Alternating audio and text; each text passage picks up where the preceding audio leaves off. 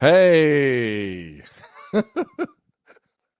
how are you doing, everybody? Boy, it's been a very ordinary time. Very ordinary time. Nothing at all unusual happening these days. Oh, wait.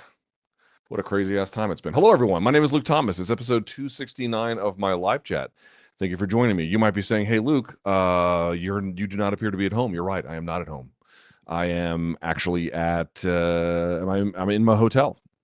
I'm in my hotel in Las Vegas. So, welcome. We have, well, I mean, you wouldn't, for good reason, of course, but you wouldn't know it, but it is fight week. There are fights that are happening. Can you believe that? It is true. There is Canelo versus Crawford. I watched both episodes of the preview special on Netflix. They were pretty good. Pretty good. And we have Noche UFC, which no one appears to be talking about, but the main event is quality. I think we can all agree with that. The main event is quality. And we'll be doing a live watch along for both of those broadcasts on Saturday. So keep that in mind. And then, of course, there was the insane and horrible and, well, just the worst thing you've ever seen. Terrible assassination of Charlie Kirk. Really one of the more singularly awful events I've seen in quite some time. Quite terrible. And I'm sure there'll be questions about that. So, whatever is on your mind, this is your chat as much as it is mine. And I appreciate you joining me on this changed time. Normally, we're at 3 p.m. on Thursdays, not 3 p.m. East Coast time, not 5 p.m. But today we're at 5 p.m. because I had to rearrange everything as a consequence of the schedule. So here we are. All right. So here's how this works. I'll go for about an hour on questions. I put up a thread yesterday on youtube.com/Luke Thomas. You guys filled it in. So I'll go for about an hour on that. And then you can put a question into the super chat and we'll do that a paid portion after that. The exception, of course, is that if you're a member, you can do that for free. Okay. All right. With that in mind, well, let's see if we can do this. Yes, here we go. All right. With that in mind, let's get this party started. Yeah.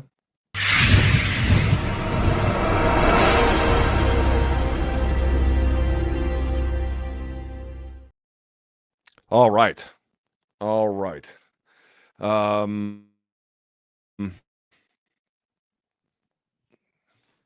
Fuck me. I'll have to have the Mountain Dew. I was going to say, what am I going to drink here? Hang on.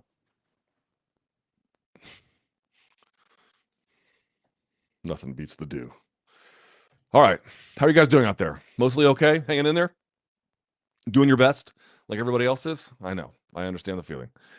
One bit of a heads up here, because I'm on my laptop, I don't have the ability to second screen the questions, so you won't be able to see them, but hopefully this will all go smoothly. Otherwise, I apologize for that. We'll be back in studio next week, obviously. All right. With that in mind, let's get to these questions.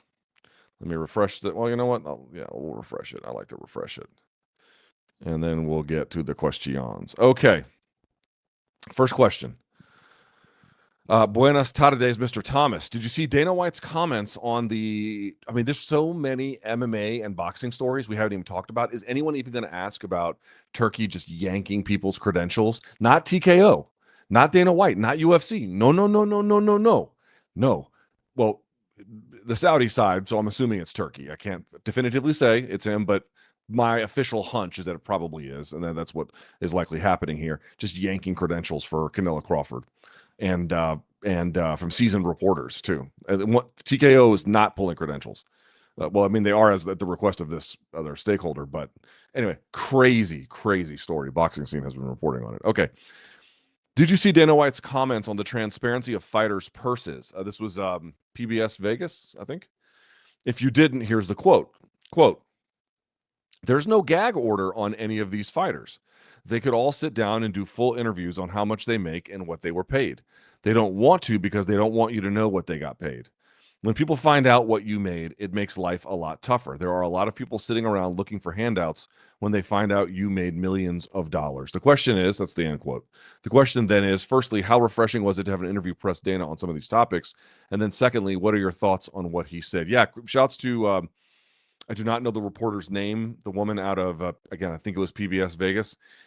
Shouts to her. She did a fantastic job. I thought, she asked about other stuff too, but she definitely got to that.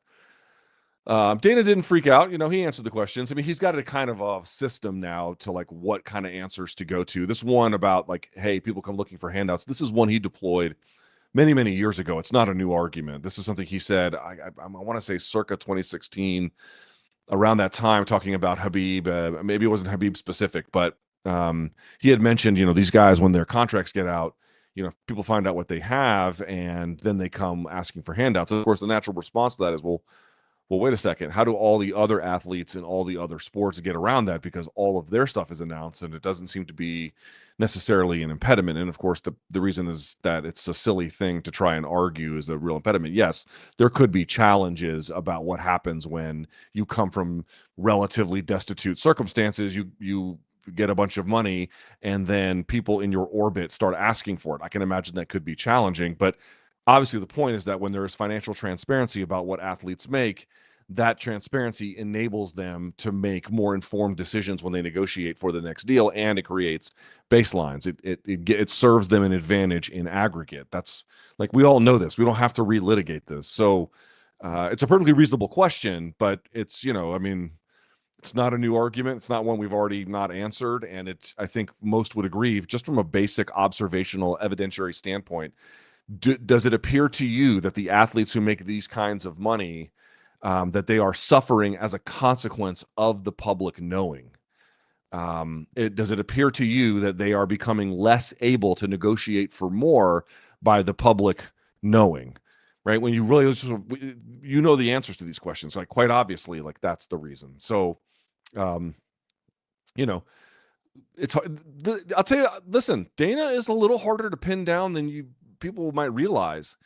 People ask me about the truth of what he is saying. Is it true what he is saying? Well, understand, like, what he's doing. He's a fight promoter. He's a fight promoter, specifically in a business that has an extraordinary amount of leverage and control, and it's been a very successful business, of course, but they have, fully enriched themselves. Like, he has bought in to this system. He's not trying to justify parts that can't necessarily be justified. He's just saying things to get an answer, and then not really, like, having to make he's not trying to make an evidentiary case for it. He's just trying to give a talking point that sounds reasonable enough to get you to move on to the next one. Because, like, any amount of interrogation, like, it immediately comes up as like, oh, this is obviously not true. Like, I'm not even trying to do a bit or, like, be difficult. You guys know it's not true. Like, the reason why those salaries are public in the other sports is because their players' unions demand it. I mean, this is day one stuff. It's not controversial or debatable really at all. It's not to say there aren't other challenges, as I indicated, but that's like clearly the benefit maintained from this being public is extraordinary for the athlete over time, especially in aggregate. So, like, we don't have to answer for the truth value of it exactly. I mean, we should make a note of it, but, like, understand what he's doing. I'm going to give you an answer that sounds reasonable enough just to get you to go to the next one. It's not about, like, I'm going to win the strength of this debate. All right. If you were a betting man, do you think the UFC gives the title shot to Imavov? Or will they give it to the winner of Fluffy and RDR, as the winner will be A, fresher in the matchmakers' minds when discussing Khamzat's next fight, and B, is likely to yield a more exciting result than Imavov versus Bohalia, whether that's an absolute 5-round war or a finish?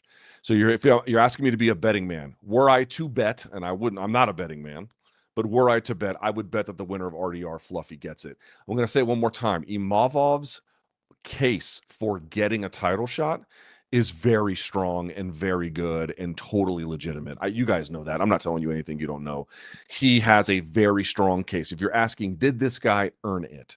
Right? The answer is clearly yes. Absolutely, no question. And if he is awarded it, you simply can't complain, because you can't, well, you could complain, but you certainly could not argue they gave the fight to somebody who, really didn't deserve it. That's not the case here. But that's a separate question from the entertainment quotient. And it's a separate question of, like, who's a legitimate threat and what can they reasonably do? Like, after, again, we can debate whether the value of Khamzat's style in the fight, but we can all certainly agree it was enormously historically controlling. And so for that reason, you have to think a little bit extra maybe about, like, okay, who are we really putting in there? We got to make sure they deserve it, but we got to make sure that this kind of serves, they got to be at least somewhat competitive, or you have to give you some reason to believe. Otherwise, they're just going to get blanked, or just run over. And who wants, people want to see Khamzat do well, but they want to see him tested a little bit too. So you have to factor that into the equation. So because of that, I agree with your analysis or the suggestion on B, which is that I think, unless they really kind of mess it up, which I don't think is the likeliest possibility, I think RDR and Fluffy are probably in a better position to get the call up, But maybe they go in there and turn in a stinker. I mean, that seems unlikely, but you never know, I suppose. Next question. When are we going to see Ariel on your channel /MK or you on Ariel's show? I don't know. You all go way back, and it'd be cool to see you guys catch up. Yeah, I don't know, man. I haven't done a lot of reaching out to a lot of people recently. But I don't harbor any ill will whatsoever. So I'm always game to do something. I just haven't planned around it. And obviously he's insanely busy. So, it'll happen when it's ready to happen, I'm sure. All right, next one. Did you hear Rogan's meltdown on the Fight Companion when Brian Callen pushed back on his vaccine rhetoric? So I heard about it, but to be honest, no, I did not. Told Callen to shut the F up and that he didn't want to go into it with him. Okay, fine. Then went on a 3-minute rant about vaccines. Okay. All while Schaub is laughing, saying his kids have never been vaccinated against anything. Is that true? Like, don't you have to? Certain schools, and don't most schools require it? I don't know. And they hit, quote, 12 home runs this weekend, end quote. Truly some of the most, this is him talking, not me. Truly some of the most, well, I'll just leave it alone. He doesn't have nice things to say. No, I did not. I did not really hear this. I'd be speaking out of turn if I did. I heard about it. I saw the headlines. But, there's been a lot of other things that have occupied my time in the last few days. I mean, even if yesterday's craziness hadn't happened, just the fact that you got Noche UFC and Canelo Crawford this week, and you got all the shenanigans that are happening with, the credentialing and whatnot. Like, it's a busy week, and then you add in this like insane, monumental event on top of it, and you're like, oh my god, this is a week to remember. To be clear, not for great reasons, but there you go. All right, here we go. So no, I didn't see it. Hey, Luke, Imavov's current quality of wins on his win streak is pretty crazy. Bahalio, 10 years undefeated. Izzy, former champ. Allen, 7-fight win streak and a good grappler, too. Cannonier, coming off an insane performance against Vettori, 4-1 in his last 5 before that. And Dolidze, 4-1 in his last 5 before fighting Imavov also. Which made me think, does Imavov have the current best quality win streak and out of all the other contenders, not champs, in the UFC? Islam doesn't count. Okay, not counting Islam. I think it's between Imavov, Movsar, Jan, Shavkat, and Arman. Let me know what you think. It's a great question. So among contenders, so not champs, and you also can't count Islam, does he have the best quality win streak? That's a pretty good one. You're right about Jan's got a good one. Obviously, the Shavkat one, the knock on that would simply be the recency, but short of that, and yes, the Gary fight was surprisingly competitive, but in terms of like the ledger, it's very, very good. Arman's is, Arman's got a good one too. Obviously, we haven't seen him in a while at this point, but the Oliveira fight was got a little dicey there, whereas Dolidze, he got taken down like against Brendan Allen, but against Allen. Imavov didn't. He got taken down, but he didn't get like thrashed like that. And then ultimately he won that bout. He might be. I'd have to go take a closer look. I mean, Movsar's, pretty good too, right? I mean, that's a very, very good resume. I mean, these are all pretty good ones. The ones I would say is that Arman's is and Shavkat, a little bit of the recency, and also I don't think they have as many quality wins necessarily in the top 3 or top 5. And then Movsar he just needs better opportunities. That's kind of a problem. So yeah, Imavov is certainly competitive in that regard. Certainly. Do we want to get to it now? I mean, I kind of put out, listen, this is the order in which it comes, so we'll just do it now. The question is thoughts on Charlie Kirk. Comes from Ace of Sixes. I made a whole video about this yesterday on the political channel. If you want to go check that out, I would encourage you to do. Most of what I have to say is, that was my immediate reaction. So obviously we're getting some more information and we're learning more. All of it seems to be horrible. They still have not, as I understand it now, again, I don't know if some of the news broke here that I missed. Let me see if they've texted me. They calling me. Othello, text me. Don't WhatsApp me if you have any kind of update that's worth it. That's worth it for the audience to know. It is insane to me that the assailant is still on the loose. I don't know what that is about. I hope the FBI can obviously apprehend this, whoever this person is. I've seen, I'm sure you guys have seen the released photos. Who knows exactly if that's exactly the suspect, because this will be the third one that they've now looked for. So I'm a little concerned about the state of the investigation, but you're asking about Charlie Kirk specifically. I mean, this is what I said yesterday on the video. You can go and check it out for yourself, but it's very, very simple for me. I won't go in a big long rant here because there's many, many cool or interesting stories to get to this week. And this one is obviously not cool. So unequivocally,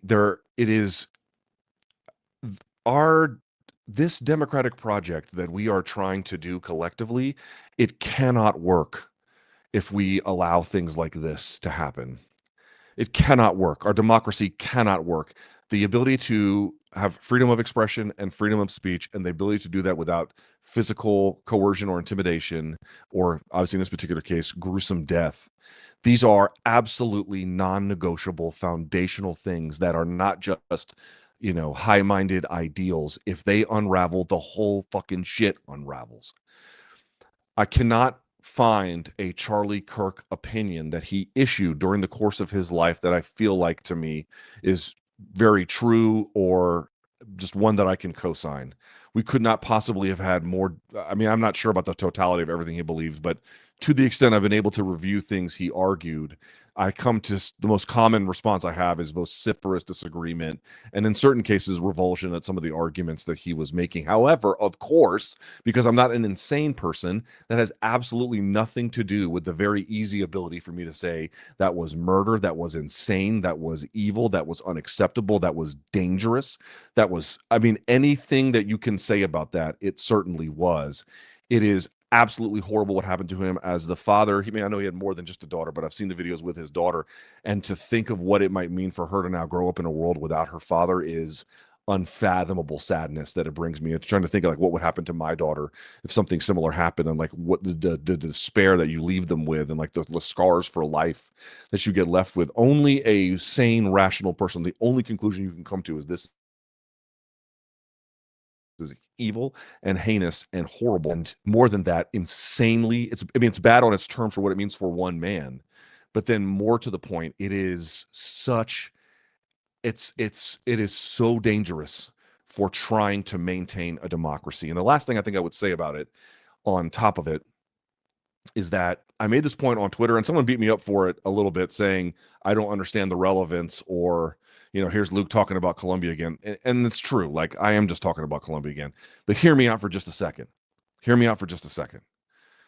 I mean, I talk about the shit that I know. I'm not an expert on Colombia, but like, it's around my life. Like, I just talk about the shit that I know. And if I wasn't around it, I wouldn't see it. But that's kind of the point. I saw something and I was like, wow, like the parallels are ominous.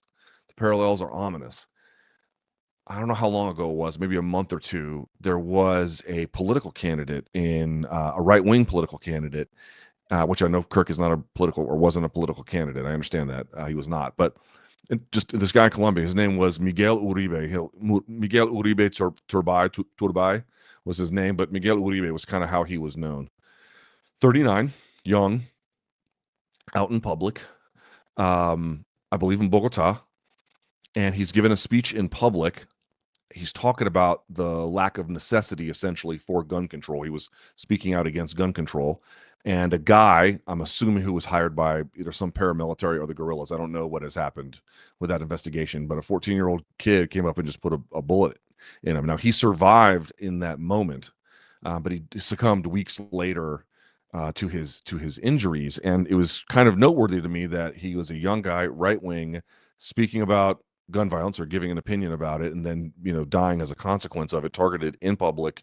Like, there was just these weird, ominous parallels. I bring this all up to say there are meaningful differences between that situation and this one, plenty of them, and quite important ones. However, the point I would ask you is, if I told you that story about Colombia like I just did, what would you assume about the strength of their institutions and the social cohesion that is, and the security state in a place where something like that is happening? And the answer is probably you would have some reservations about it. And I don't think our security situation is that dissimilar from theirs. And our social cohesion situation is that dissimilar from theirs. That is, and actually I would argue our polarization might in fact already be worse. This is bad. This is very, very, very bad. It is bad on a level of basic humanity, and it is bad on a level of the health of our government and our society. And it really cannot be stated any more simply than that. It is dangerous, bad, horrible. And I don't get super spooked by singular events all that often. Usually there has to be like an accumulative effect. But this one, and then the reaction that's been out there, I'm concerned. I'm concerned. I'm concerned.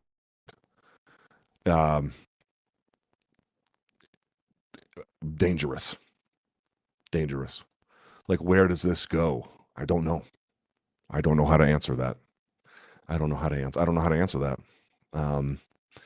But no place good. No place good. So let's just hope for the time being that they can apprehend this person and that we can better understand what the fuck happened. I will say one last thing.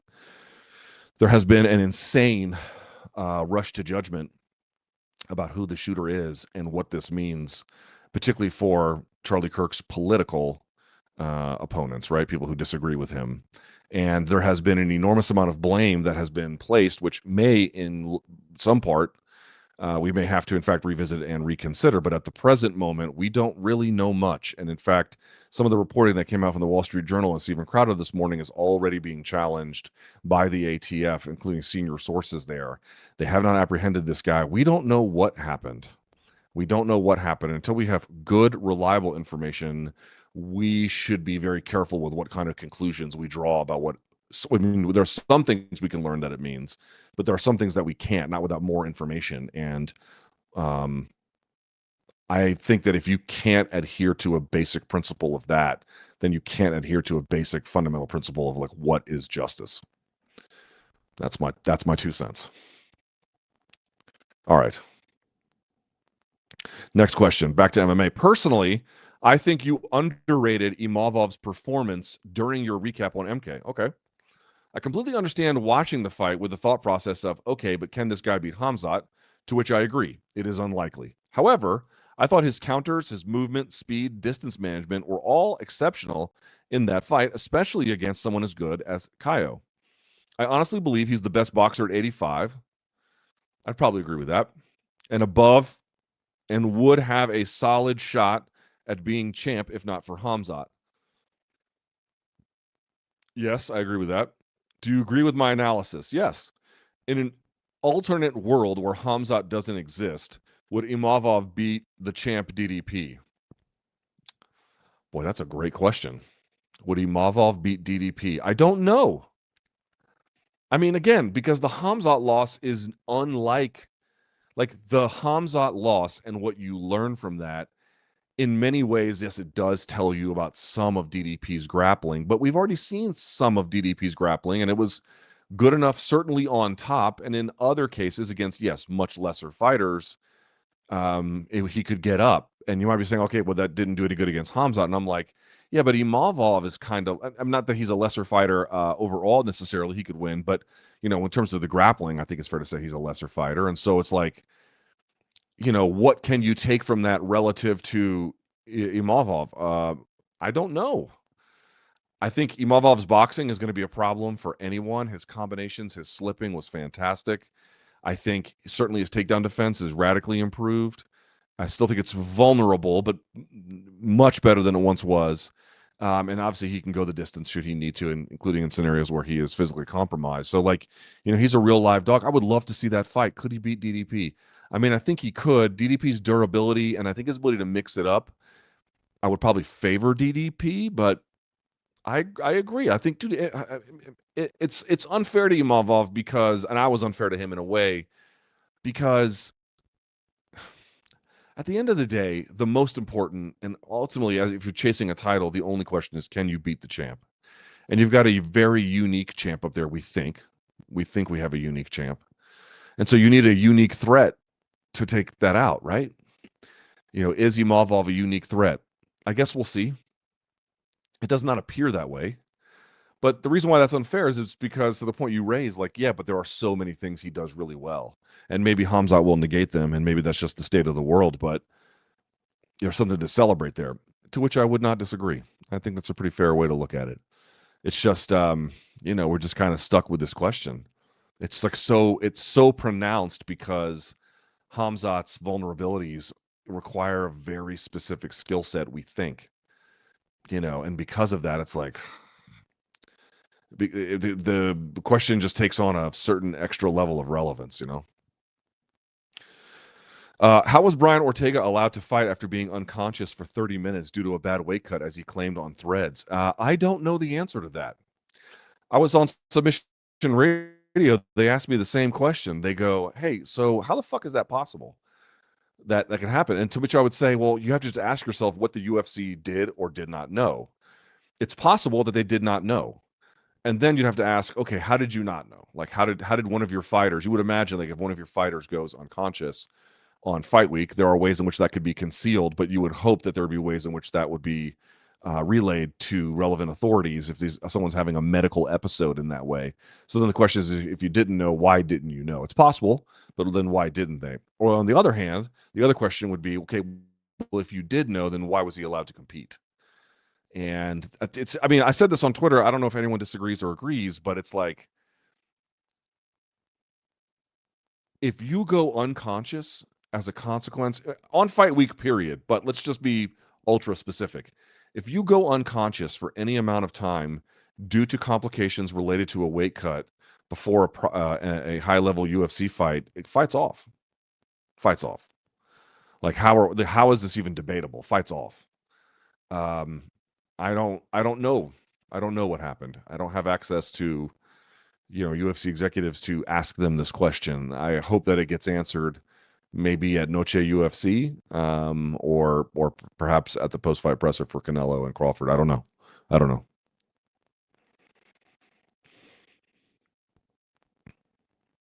Luke, when the Diego Lopes and Jayon Silva fight first got announced, I was quite confident in picking Silva to win. Okay. However, after the recent losses of Caio and Hoofy, as well as the fact that we've never seen Silva go 5 rounds, and Diego has a lot more tools to win, as well as a very good chin, I'm really starting to doubt that pick. Are my concerns valid? How do you see the fight playing out? Um,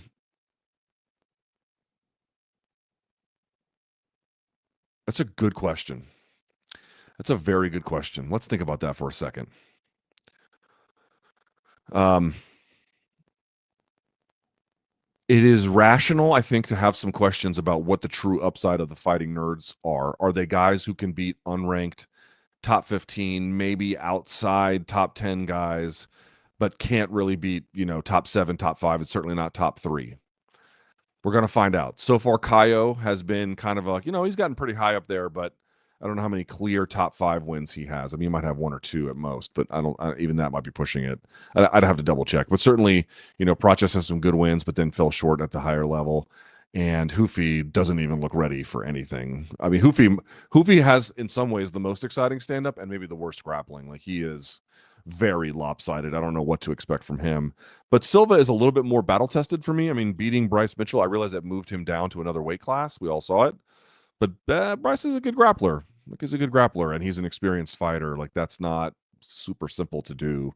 And he did it seemingly effortlessly. However, he clowns a lot. And I'm just going to be real with you. Like, there are guys who made clowning and a version of clowning part of their style. People like boxers like Emmanuel Augustus, and there's others as well that had, you see a little bit more in boxing these days, or in my lifetime, but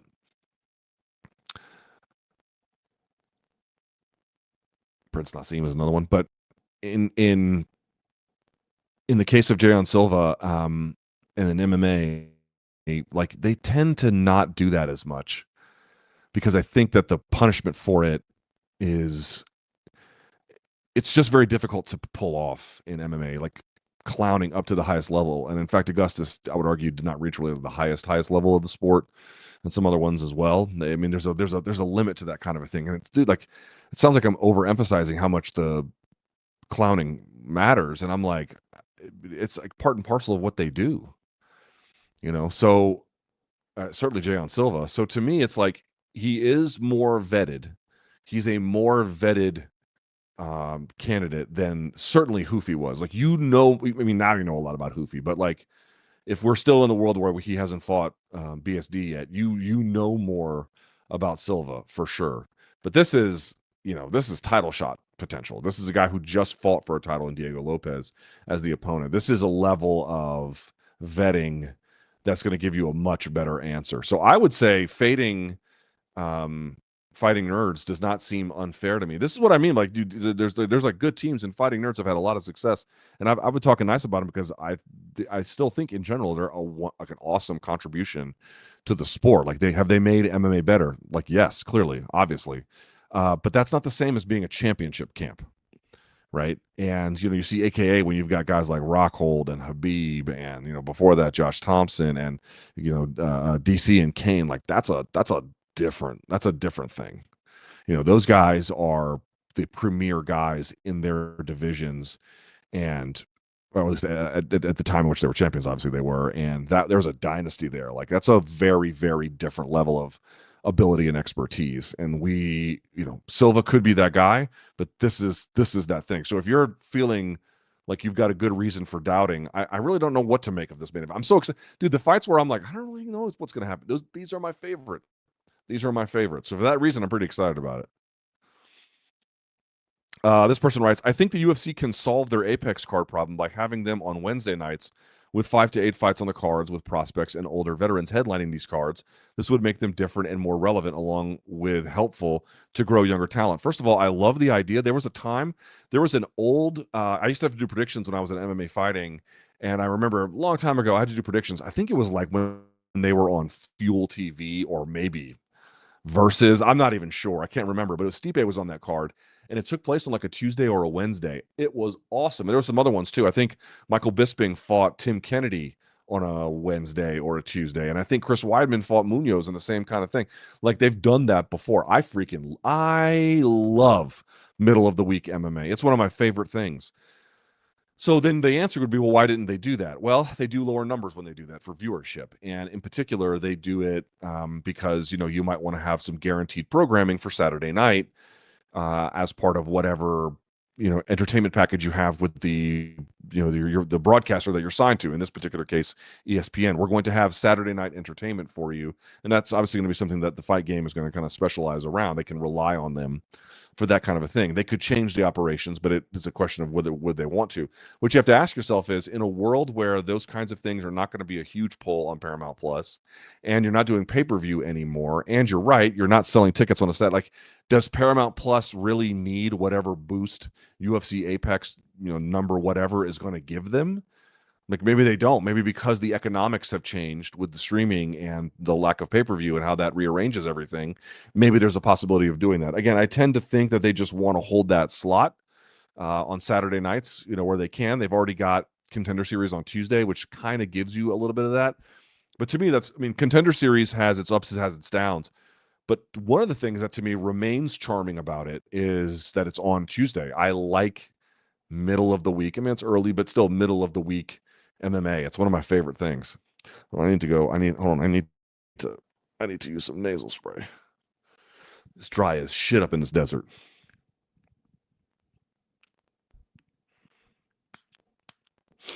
There we are. All right. Everything's still okay? Yeah, everything's still okay. All right. Okay. Luke, thoughts on my matchmaking post UFC Paris? All right, let's see what you got. Imavov versus Chimaev. It's fine. Bahalio versus Costa or Whitaker. I like Costa fight because there are some bad blood there. Yeah, I think Bahalio versus Costa is actually a little more interesting. BSD versus Gamrot. Wouldn't say no to that one. That's a tough one for BSD because Gamrot is much more battle tested. Maybe a better wrestler. Hoofy versus Ignacio Bahamondes, excuse me. The H is actually kind of silent, so it's Ba'a, not Baha. That's what they tell me. I don't fucking know. That'd be fun, but I feel like Hoofy, that'd be okay, but I feel like that fight really does favor Hoofy. Bahamondez's defense is porous. Modestas Bukauskas versus Nikita Krylov. I don't hate it. I don't know if that's exactly the one I'd be looking for, but I don't hate it. And then Mason Jones versus Esteban Ribovic, or Ribovic. I don't know how to say his last name. That's a guaranteed banger. Yes, I agree with that one. Dude, Mason Jones, man. There's a question about whether when he was rocked at one point was he holding the glove, I think on the right-hand side. Okay. All right. Let's enforce the rules, and I didn't love it. But the amount of character he showed in coming back from that is incredible. That was incredible by him. Incredible. All right. Let's see what we got here. Oh, Jesus. All right. This person writes, this is what they're writing. This person says, quote, I am a YouTuber with a 6-figure sub count posting on a burner. I am upset about the death of Charlie Kirk. This is not because I like Charlie, this person says, because they don't. They write, this is because I am worried about what this could incite. Too often, content creators are pilloried online and talk about as if they are ultra-rich corporate executives or politicians that are destroying the country. Most people working a white-collar job make more than me, and I'm lucky enough to get by, but I have gotten a countless number of threats to my personal safety over the years, and I've had false alarm calls made to law enforcement on me. Jesus. I am worried someone sees what happened to Charlie and think they could do the same to someone like me. I do not have a budget for a security detail. I have precautions I take, but there's only so much you can do to prevent someone blindsiding you in public. Do you worry about things like this? If so, what are your ways of coping with it, and what steps do you take to protect you and your family from lunatics? If you are uncomfortable answering this question for any reason, please feel free to delete it. No, I don't. I'm not going to delete anything. I don't have the same kinds of problems, at least not yet. I've had weird threats made at me over the years. All strange and seemingly out of nowhere. Some that did involve my family, but most never came to much. And these have been, relatively speaking, few and far between. You know, I don't know what to say, man. We live in a country, I didn't mention this when you asked about Charlie Kirk either, but I'm sorry. I do think that it's part of the conversation because at the same time of what happened to Charlie Kirk, there was a shooting at a Denver school. I'm not sure what the casualty or injury count is up to at this point, but obviously that's a horrible and traumatic event. And, and I think just before I got on, there was supposed to be some kind of shooting at a Boston college. I don't know what the story is there. Let's see. Is there a thing? Let me see. I don't know.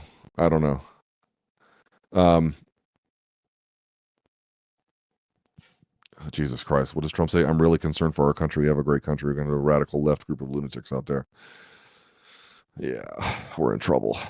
I don't know. I don't know. I have not experienced enough of this problem to have any kind of really informed commentary about it, except to say I tend to live within a community that by and large shares my worldview. So I don't live in a place where I am, hugely noticeable or, some kind of ideological outlier. And I think that general sense helps me to a degree. But of course, none of those things are in any way any kind of barrier to people who are motivated enough. I don't know what to tell you. I don't know what to say, especially given the economics of it. Like if you are somebody who has made a good, there are YouTubers that have made big money and they have the money to afford a security detail, in which case the economics in that case, could work out. But unless you have that economics, there's a question of cost benefit analysis. I don't know what to say. We live in a country where there are enough firearms for literally every man, woman, and child walking around it. And among a series of other problems related to social cohesion and mental health and despair and polarization and radicalization, and these are dangerous mixes. I don't know what to tell you. I really don't. I'm sorry to hear that. That's terrible. No one should have to go through that. Yeah. So far, I've just been kind of lucky.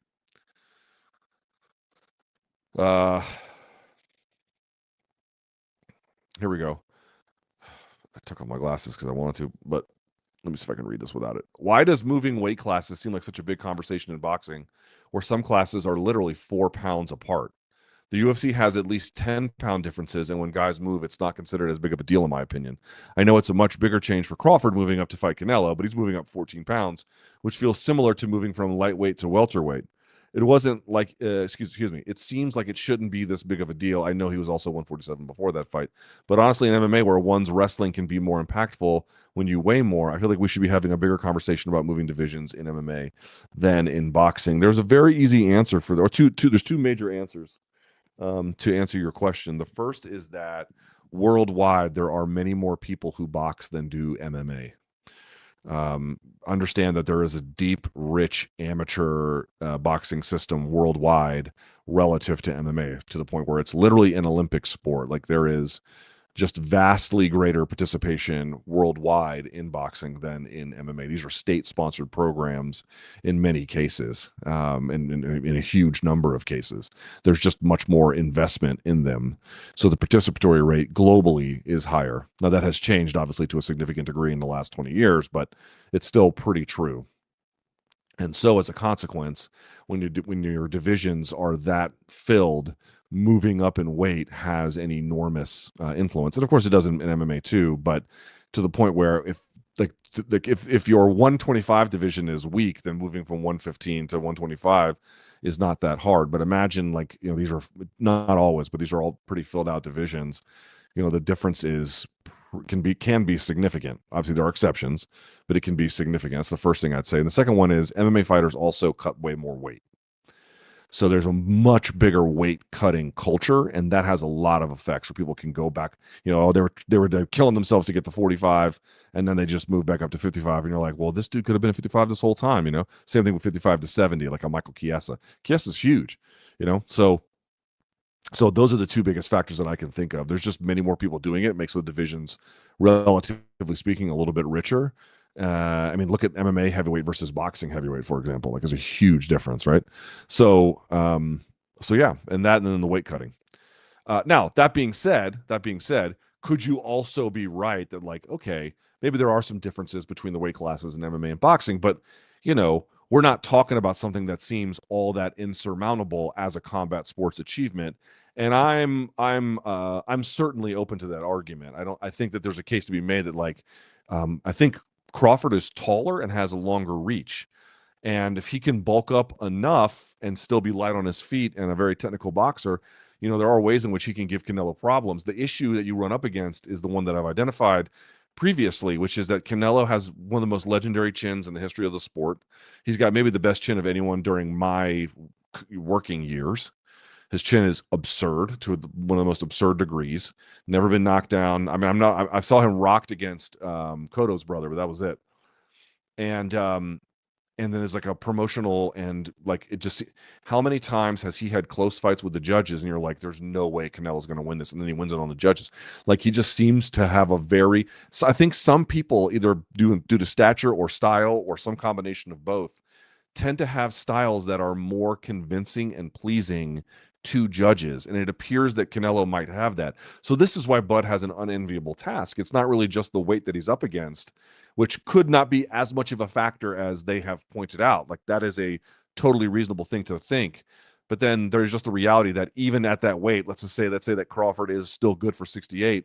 Even at 68, Canelo's chin is absurd, and he's, like, historically been very difficult to beat out on the cards. It can be done, but even when Mayweather is putting on a masterclass, you got CJ Ross giving 114. Like, that's just, Canelo's got insane ability. I should say, at a bare minimum, has got a remarkable win streak, in part due to that very fact. It's a tough challenge Bud is up against. It's a tough challenge.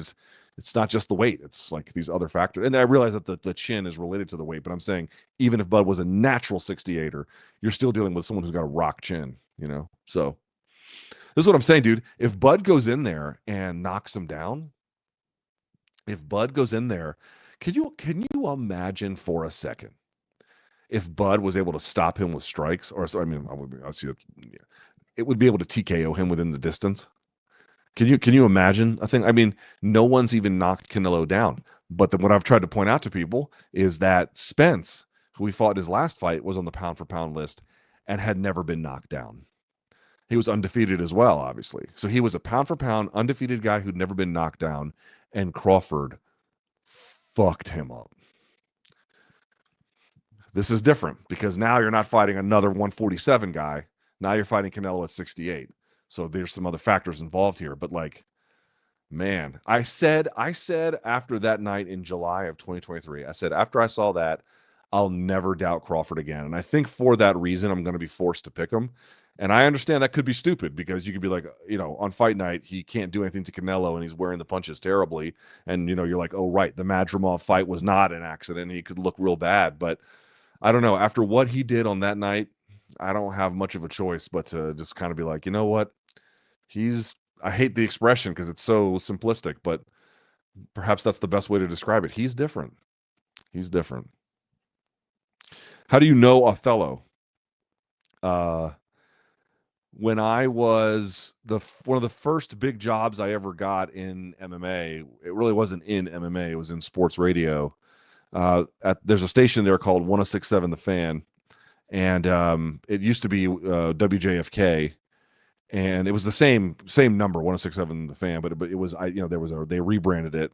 So like, dude, after Howard Stern left and went to Sirius, it changed a lot of radio. Like male-dominated radio soon went out of favor. So ways to keep male audiences were for radio stations to flip formats and become sports stations. Anyway, even before that, I got called in by the program director at the time. His name was Chris Keinert. He's still I think he's not just the program director. I think he's like VP of the company there now. He gave me a job. He gave me a weekend radio show once a week. It was called MMA Nation. And I needed a producer to run the board and everything else. And they gave me Othello. And I was like, this dude's pretty good. He's pretty good, So, when he's not dining and dashing and then farting in the Uber, he's wonderful. But there are some taxes you have to pay to be around him. All right. Let's see. It's the same kind of question. Anyone see that Vegas PBS reporter, Press Dana White? Yeah, we talked about that. Luke, did you see that video of a missile bouncing off of a UFO? I never heard you speak about UFOs before. What is your interest level in UFOs? If a UFO landed on your front yard and the door's open, would you go inside? Yeah, I don't think I would. I mean, that seems like one of those like, hey, open the mystery box and it's like, it's a rattler. I've said this before on this channel. All my life was very, very skeptical of UFOs, and I'm still going to remain in a skeptical posture. But like you, there's been some evidence, including from former naval pilots, that has made me at least reconsider that to some degree. I saw the video you were talking about. I saw someone try to explain that was an arrow someone was shooting. It was like the dog toy or something. So I'm not sure what the truth is. I did see it. What do you make of the disturbing rise of political violence, dark times? I mean, we've kind of been over this one, but it is. I mean, of all the things, am I worried about an economy going south? Of course, I think people are always. If you're not actively worried about it, it's in the back of your mind. Even if you're having good times, you're like, how long is the economy going to last? And then certainly there are some reasons to be worried about the economy. So like, I worry about the economy. I worry about things anyone else would worry about, like, security threats to your family, to your life, to the nation, whatever. All the different ways in which that part of your that easy part of your life could be disrupted. I do worry about that. But I don't worry about that like I have in the last day, like I worried about our social cohesion. Like, I'm just going to say it one more time. Like, you have to ask yourself, under what conditions do nations descend? Okay. Under what conditions do nations descend into political violence? And there's many, many different reasons for that. There can be religious, sectarian differences. You can get into ethnic cleansing and genocide, but other ones that sound familiar to you and us, or you and me, might be, media and political polarization, social inequality, weak and declining institutions. You could say, in addition, well, I mean, any of those factors could be involved, and it's like we don't have all of those things happening here. Certainly, we don't have any on stateside, any kind of genocide or ethnic cleansing that I am aware of. But some of those other things we absolutely do have, and that happens when the things that give government legitimacy and when it offers effectiveness, it's when those things are in deep, deep decline. Also, I think our media environment is unhealthy, but part of that is kind of related to this broader social fraying and decay. Um, these are extremely troubling, extremely troubling, because the thing that I have noticed in my life about political violence, and there's different kinds of political violence that some people you might not consider, if we're talking about citizens who are apprehended or legal residents or people who have legitimate visas and then they're left in conditions where they're diabetics and they're stuck in ICE detention camps, including but not limited to Alligator Alcatraz, and they're being, people who are being denied, diabetes treatment who should not be there. To me, this is a form of political violence, but certainly there are many, many forms. But if we're talking about just the straight up killing of political opponents, including extremely prominent media figures, and then the next step is, I mean, there's already been obviously political assassinations of candidates, but you would imagine more is on its way. That means we are fraying at the seams.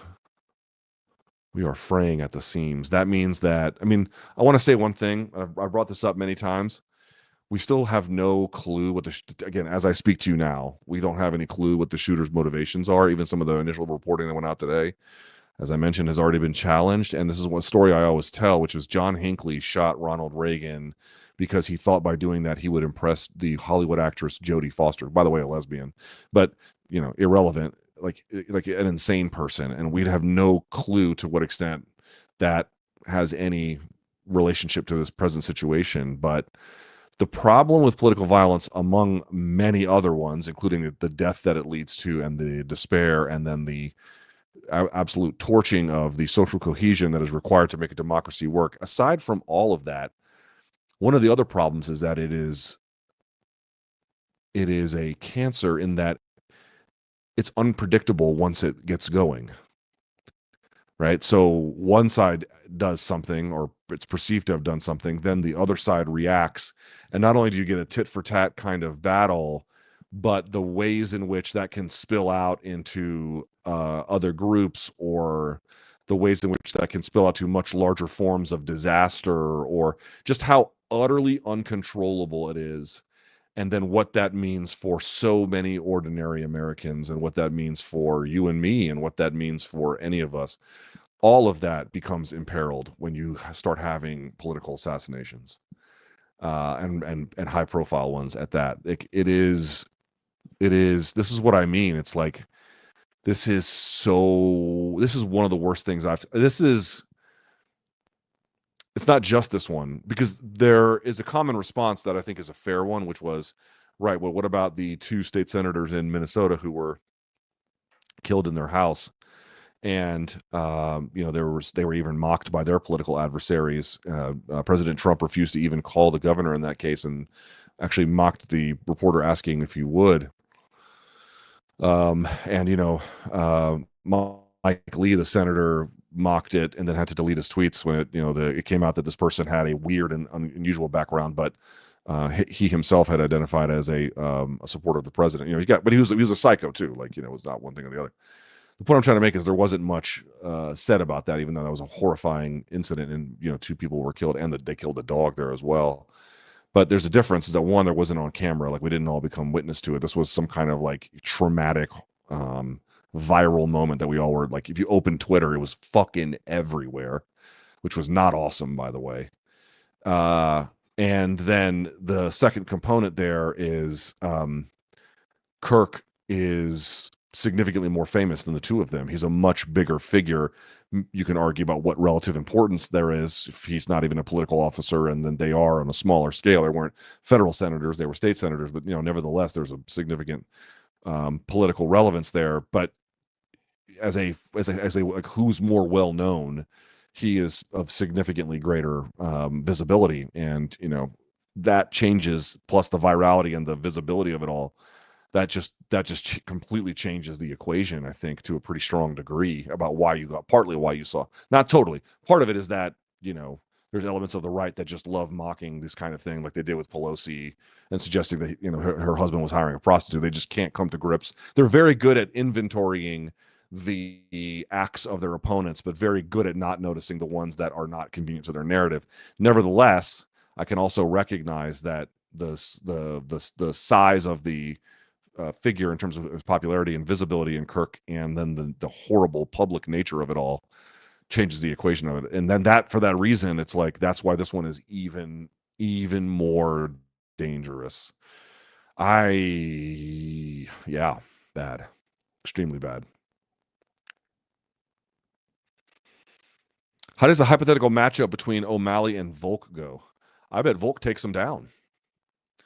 Right? I bet Volk takes him down, gets to the back.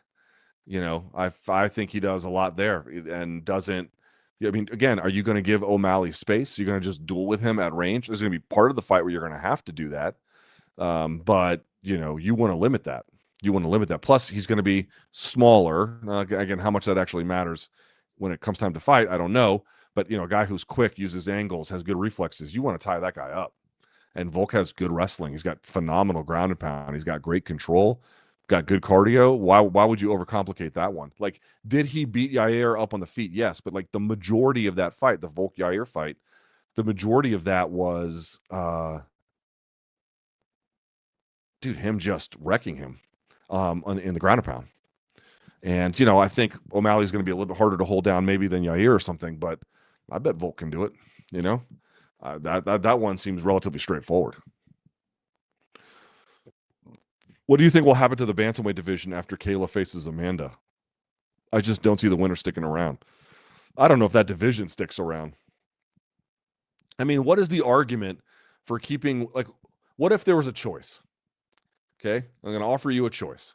Your choice is you can go 115, 125, 135, or you can go 105, 115, 125. What are you going to do?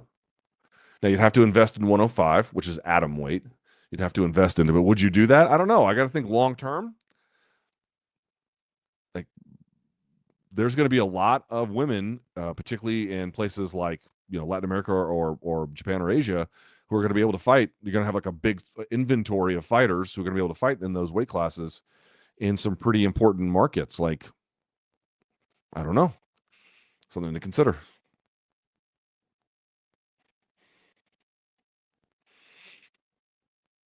Someone's asking, why is the UFC so hell-bent on weight cutting their fighters to the point of it being unhealthy? Why don't they just adjust the weight classes? I mean, if it was that simple, don't you think they would have done it by now? Like, what's your theory for why they haven't done that? And obviously I cannot ask you, but I'm going to ask more broadly, like, why would it be that way? They just haven't figured it out. Of course, they've tried. You could create more weight classes. You could do that. There become some complications about the business side of it when you begin to do that, but you could do it. But the reality is, it is hard to regulate weaponized sweating. It's difficult to do. So what you just try to do is limit the harm and limit the ability to go too far. And then the rest of it, you just kind of play out. The UFC has done weight cuts used to be much worse. They've done a lot, particularly with the PI, to, I think, limit some of the more egregious cases and to get these guys better prepared, rehydrated for the next day. UFC's done. You guys know me. I'm not afraid to criticize UFC, but like, we also got to give them props when they've done some stuff. They've done some stuff to address some of the ills of weight cutting. You could even say, oh, they're only doing that because if fighters fall out of fights, that if it negatively affects their product. Okay, maybe that is the reason. Doesn't matter. Either way, did they do things to mitigate some of the negative effects of weight cutting, and have they instituted better best practices to try and monitor their weight when they get there and maintain these kinds of things? Yes, of course they have. I think more could be done on the end to pay them if need be when the fights fall through and whatnot. I think that is a missing component. But and again, could there be more that they could do if you wanted to really tampen this down? I'm not saying they haven't done everything possible. There's some things that they've left behind, but as a general rule, I would argue that they have, and during the course of my covering of their business, they've made a lot of improvement. Significant. It's just, dude, it's tough. It's tough. It's tough. And again, you can find individual instances where they didn't have, they could have exercised better judgment here or there or whatever. Fine. I'm not saying the record is perfect, but I think in general, it's a very difficult problem to solve. And their general posture of, trying to put some limits on it, having some better guardrails, having better recovery protocol. It's not a bad system in general. Again, the Ortega thing calls into question some other things. All right.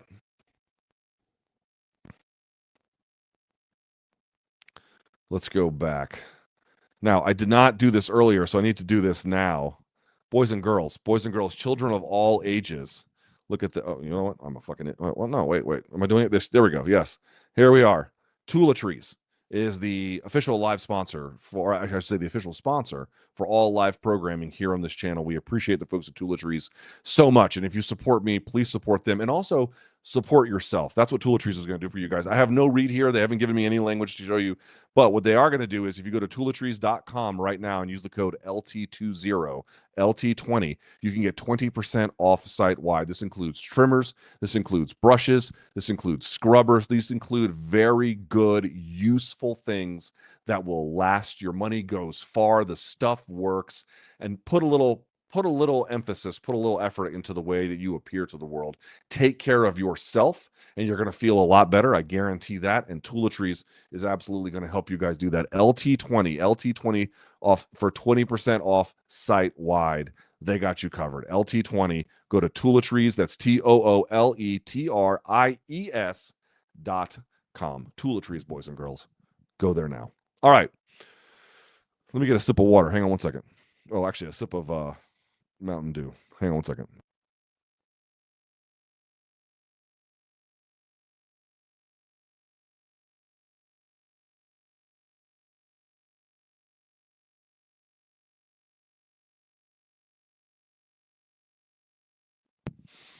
All right. All right. Oh, let me take this off if I can. Rick says, quote, Trump, Kirk, trans mass shooters. Why has the left become so politically violent? Do you believe the media is to blame for demonizing conservatives? It is very, very difficult for me to take seriously people who support a man by the name of Donald Trump and then worry about the demonization by others against them. I mean, it is absurd to even make such a claim when I'm assuming that you have support for Donald Trump, who has done his very level best for as long as he has been politically active to say things about his political opponents that is not just considered verboten in some kind of sense for decorum, but because it is, from a rhetorical standpoint, incredibly dangerous, including what he said last night, which weirdly had a kind of AI component to it. And then there's pictures of him having a drooping face today. I don't know what that means.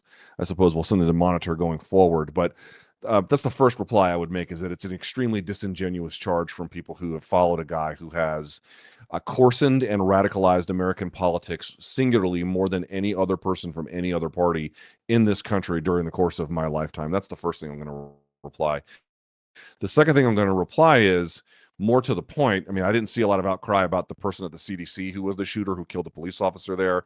I did not see some vast public self-flagellation when the two state senators in Minnesota were, this was just in June when they were killed.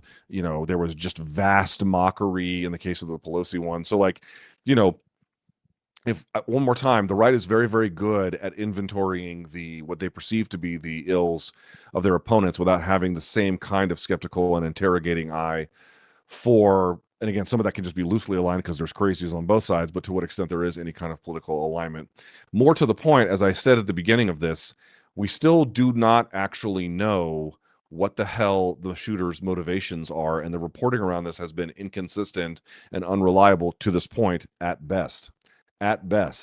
So listen, if it actually turns out that there are some that the person is some kind of genuine, left-wing nut job, then we're going to have to revisit this conversation, and I'm happy to do so. And in fact, I actually looked this up a little bit ahead of time. There is some research to indicate that since 2021, there has been a growth in the amount of left-wing political violence. However, the study that I saw and the authors therein said that it is still numerically much more a function. Our political violence is much more a function of right-wing political violence, and this is what's been measured. I'm happy to provide the study when this is over. I don't have it in front of me, but if you want, you can email me, lukethomasnews@gmail.com. And we don't even know what the motivations are of this shooter.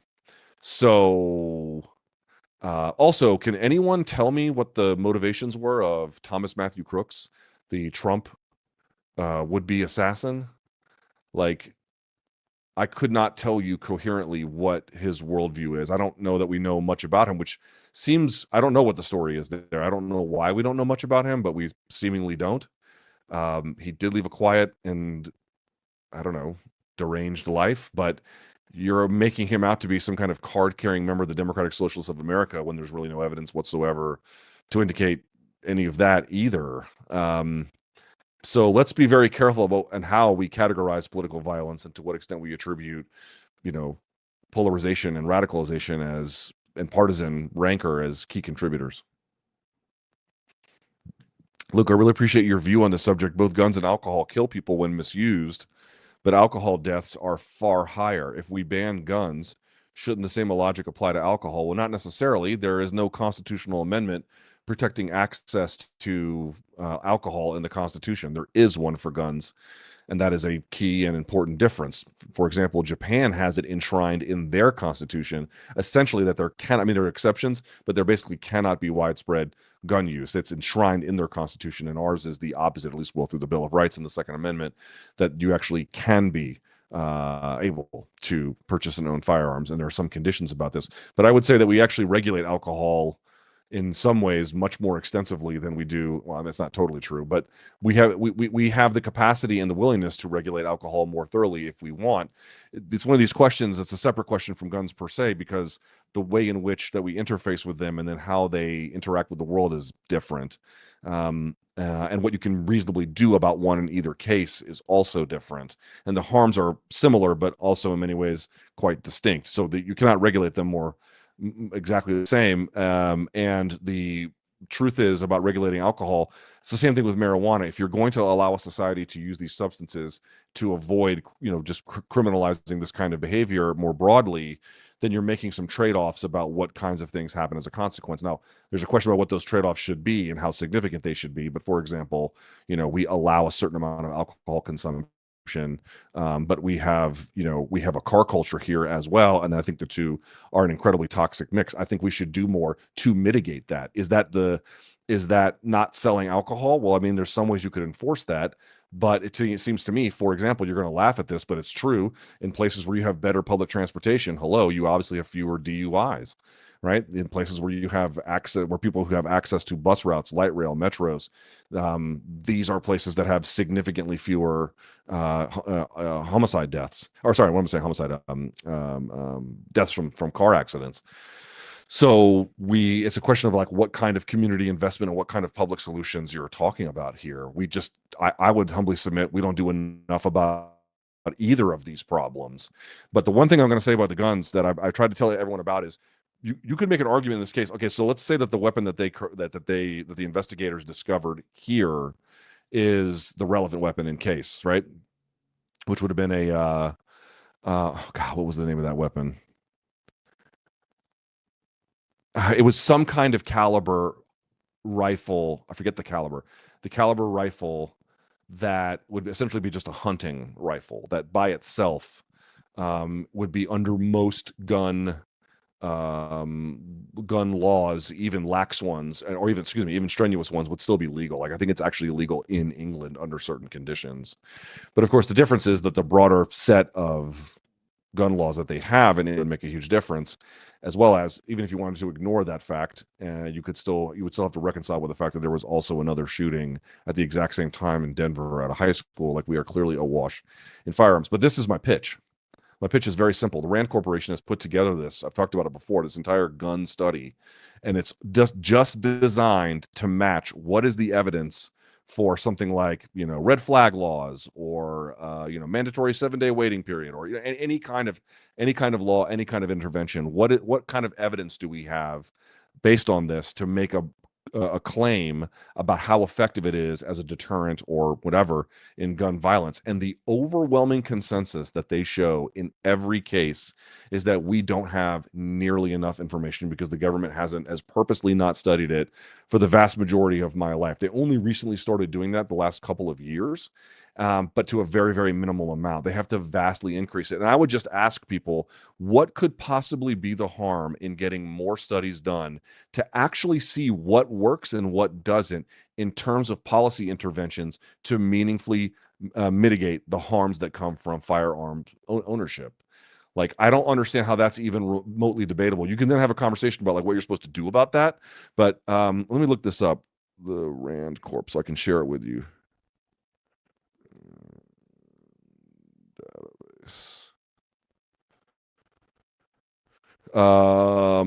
Let's see. Where is it? See more facts. What is this? Oh yeah, the science of gun policy. That's what it is. The science of gun policy from the Rand Corporation, like Ayn Rand. Go look at it. They have all these matrices of all these different kinds of interventions, but they cannot stress enough. We simply just don't know enough. We have some evidence that some stuff works. We have some evidence that some stuff doesn't work that well. But at a bare minimum, what we need more broadly is that. I think we have to start there. Let's collect information about what we know and don't know about firearms violence and then make some calls about it. But tackling the problem of firearm violence is not tantamount to tackling the problems of alcohol. They require society to do different things, and they're differently administered. How do you reconcile electoralism with the fact that it was well studied within historical academia? Fascism isn't undone without armed resistance, because I have no idea if that claim is true. I have no possible way to understand if that claim is true. I hope it's not true, but I don't even know if it's true. I'm not suggesting that you're up here lying to me. That's not what I'm saying. But you're asking me to evaluate a claim that I've not had a chance to review. I don't know. Magnus says, ever played Fallout 3? Never. It's set in a post-apocalyptic DC. Might even be a useful experience soon. I've not played it. Ashcon says, on election night, my ex-neighbor posted, quote, guns ready to Jan 6 if Trump loses, end quote, to a massive amount of Trump support in comments. I said, political violence is bad. He responded, threatening me for ruining the fun. Yeah. Yeah, I can believe that. Once again, just the whole concept of like to what extent the right inventories all of the perceived transgressions, real ones, terrible ones of the left, because of course there are some. And then they have like they need an abacus to count all the ones on their side. And even then they have a difficulty doing it. Jan 6 is a very clear case of that, which is an incontested, at best case, a riot, right? You can call it a riot. You can limit it to that. But at best case, it's a riot. And the implications of what it was and what it tried to be and what it meant for our democracy, I don't think that they've really fully reconciled. I mean, they gave some of them military honors and then pardoned all of them. Like, holy shit, Rick says, you have been trashing Rogan. A little. I've only seen him speak highly of you. Are you concerned the homogenizing of your audience puts people like Rogan in danger? No, I do not think that I am putting Rogan in danger for very clear reasons. I have said that I think in my last video, for example, I said I thought he's actually a really good person. I don't think he's a bad person. I've actually tried to sort of, in that particular sense, and speaking to people of like-mindedness to me, tried to cool the rhetoric a little bit. But the reality is he is a public figure, and criticism of public figures is in no way verboten. And I would think in this particular moment, certainly I am not even remotely bordering on his harshest critic. Not even close. I would say that there are a lot of people who are infinitely way harsher than me. And more to the point, I think that it's all totally within bounds, totally reasonable. And I think the evidentiary case for what I've argued is also pretty strong. Um, yeah, I don't imagine that. I certainly would hope that Joe is not in danger, but to the extent that he is, I have very significant doubts that what anything I've said has anything to do with that. I can assure you.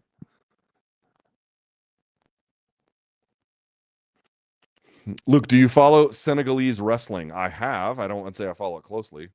Curious why it hasn't penetrated MMA outside of Rug in one. Seems like an untapped market for talent. I mean, who would who's reporting on that day to day? It's a very small sport in an interesting but relatively small country, relatively speaking.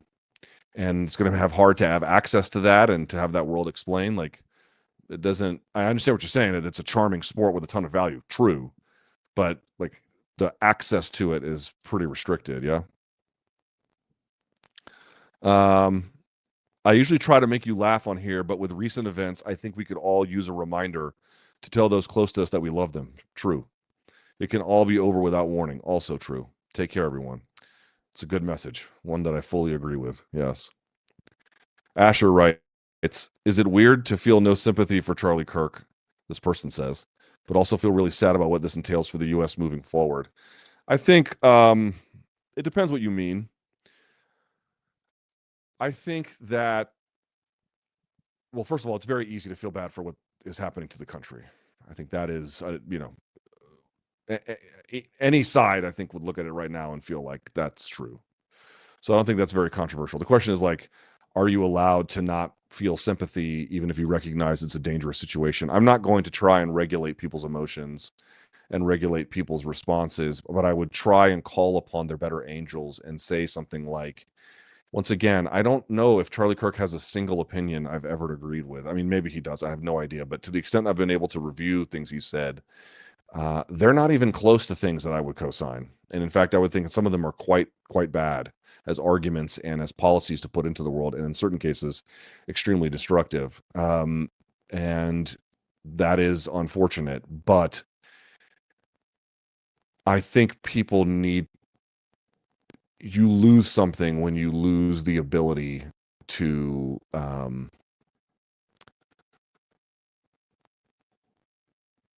do I say this exactly? I think cheapening human life ultimately hurts you. So like, do you have to go down there and, have some kind of emotional display? No. And I'm not going to tell you anyone how to feel. Everyone's going to feel the way that they're going to feel. And people who are big time supporters and other people who might have been like insane critics. I mostly never paid attention to what was said during these stops on tours. I mean, I was nominally aware of them or whatever, but it wasn't a focus in any way.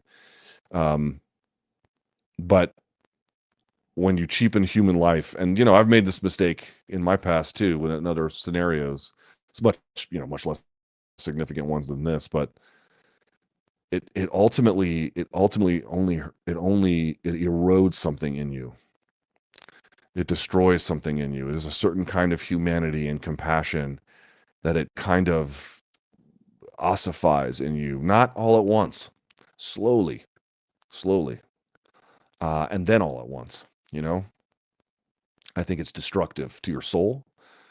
I know that these are words that we can debate the meanings over, but I think it's destructive to your soul. I think it's destructive to your spirit. And I think, frankly, it's destructive to your community and the community around you. And I think it's just bad for society. So, I feel the way that you're going to feel, but try to recognize that it, again, dude, these cancers of violence, they eat at things. They eat everything around it. And you have to be careful to not be eaten by it, either through act or spirit. That would be my caution. If this is episode 269 of the live chat, where and how can I watch episode 1? I don't even know if it's still on the site. I don't know. It's a good question. That's a question for Ant. I don't know. I don't know what the answer would be. Most of them should still be up, but that's a Othello. Text me about that, please, so we can get figure out what to do about that. Since you and BC are in Vegas, is there going to be any MK meet and greet opportunities? No. I don't think I haven't seen him since I got here, but I'll see him tomorrow morning. I have too much going on, unfortunately. I'm sorry. As a Mexican national, I'm looking forward to seeing Mexican fighters this weekend. I don't know how many of them there are. I don't know. I don't know if there's a ton. Will we see a delayed start time to the Canelo Crawford main event since UFC Noche is airing at the same night? No, that one, excuse me, that one starts at 6, I think, and they want that one over, roughly 9-ish, which is right about when the Canelo Crawford main card should start. But that main event won't start till about 11 or 11:30. So there should be no overlap at all. Yeah. Luke, dark days, but hope you're well. There's a tough finale this weekend. There's a tough finale this weekend? $5 if you can name both fighters without Googling it. I could not name it if my life depended on it. I didn't know there was a tough going on. MK all day. Thank you, Saul. What's up, man? Call him. What's up, dude? Kevin says, Luke, can you please tell Vidyasaur that he needs to start watching MMA live? Like, come on, it's ridiculous. MMA live? Doesn't he watch a bunch of MMA? I'm not sure what that means. This is a guy in the comments on Substack. Will the right use events as a call for votes? I don't know what they're going to do. There was an article in the Federalist today arguing that the Democratic Party should be officially designated as a terrorist institution, which is about one of the most dumb fuck things I've ever read in my life. Certainly one of the most dumb fuck things I've ever read this week.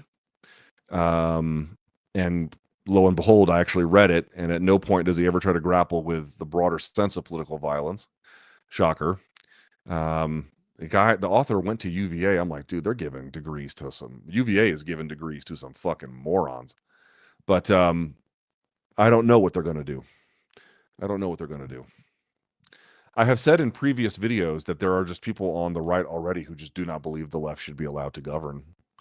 Right? That's what Jan 6 was all about. It's not an evidentiary case of election fraud. That's nonsensical, but and evidence free. But that, and then again, the North Carolina legislator undercutting their governor when he was coming in, or all the gerrymandering you're seeing, and over there's these patterns like they just don't believe you have like the right to govern, or you should have to govern compromised. And now what pretext will this provide? I don't know. Okay. If one wants you to a podcast, how should he reach you? Do you answer back even if you can't comment? How big the pod has to be? Pod doesn't have to be that big for me to go on, but yeah, you got to reach out to my email, lukethomasnews@gmail.com. Fernando says, thoughts on, quote, coming to consensus, end quote, or, quote, answer lies somewhere in the middle when discussing political topics, quote, when answer on most topics nowadays are not. Wait, what? Oh, trying to come to consensus? Yeah, I don't know how much consensus is possible. Let me take this off. I don't know how much consensus is possible. I don't know the answer to that. And I don't know if that even works anymore. But I feel like if you give up on consensus right away, then you're giving up on then why are we doing this? Like, it just seems like such a foundational thing to never let go of, even in the worst case scenario. Otherwise, what are we doing? Ben says, no way that was a small sniping, right? 200 yards away, kill shot, and from a liberal student in Utah. Fishy, rest in peace to Charlie Kirk. I was talking about this with Othello. I'm not an expert in these things. I don't know. I don't know what to say. Let me just say this. There has been some speculation about to what extent this person had training. And I want to be clear. They've had some. Like, think of the, so for example, like, let's talk about a clear example of, again, all political violence to me, or I should say, a strong amount of it has at least some degree of personal psychosis involved. Not in every case, and not in huge amounts every time, but sometimes. But let's talk about the. Do you remember there were the 2 Israeli diplomatic staff who were shot and killed on the streets of DC a few months ago? I can't remember how long ago it was, but a guy just basically came up to them on the street and then shot them there. Like Jack Ruby style to Lee Harvey Oswald, like just walked up on him and did it. That's a clear example to me of, like, someone with a left-wing perspective, like how they would do it. But being being able to shoot from 200 yards away from an elevated position, accounting for things, I don't know what the temperatures were like, but accounting for windage and other factors that are related. And then, getting to the spot, understanding you'd have access. Like, this was a thoughtful, coordinated kind of thing. It's, it wasn't right up on the guy. It was a killing from a distance. That is some level of training. And folks have said, well, you have to be like, a hardcore professional. Well, I don't know if that is true. In the Marine Corps, we had to qualify with the M16 from 100, or maybe it was 200. It was ultimately 300 and then 500 yard line. So you had to do it from 300, and this is no scope. This is only the front sight tool or the front sight alignment, and then all the stuff at the front of the M16 on the front of the on the post. And you just had to, you don't have to get every one of them, but there's a certain amount you have to get in order to qualify. Now typically that's a straight shot or maybe even a little bit up, but it's look at the distance. It's 300 yards and then 500 yards, no scope. So if you know what you're doing at least a little bit with 200 yards from elevated position and you have some kind of sight assist, yes, like you have to have some level of training. I don't know that you need to be like a member of anyone's sniper team to do that. That doesn't to say that I mean, who the fuck knows who this person is and that who knows what training they have, but like that's not something without some exposure to firearms and some exposure to long range training and some exposure to best practices about these. You have to have that to get this done, to do it with one round from a distance from an elevated position, again, even with some kind of sight assist. There's still some level. I don't think it's competition shooter level. That's not my point. So like, what does that mean? Like, who fits that profile? I mean, I don't know. I don't fucking know. God, the video, what video? Like, the video of him dying is obviously like horrible and traumatic. The video do you know which video gave me okay, that one's the worst one, like by a million fucking miles. But the second one that gave me chills was when the dude is panning this way and you see the guy running on the roof just for like a brief second. Dude, that one is like,